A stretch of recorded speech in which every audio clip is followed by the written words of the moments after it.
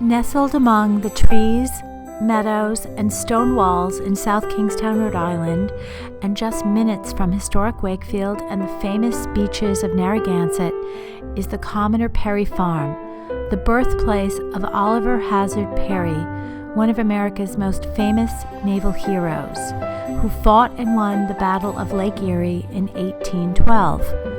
The Commodore Perry Farm was established by his grandparents in the 1600s. This beautiful home is thoughtfully sited on 12 rolling acres and takes advantage of the bucolic scenic surroundings overlooking fields, woodlands, and hundreds of acres of protected farmlands.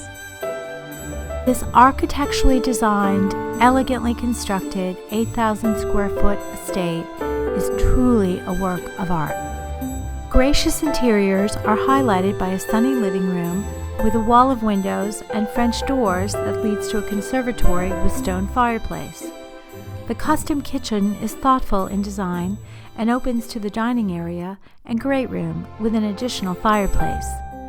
The sumptuous first-floor master suite has an adjoining marble spa bath.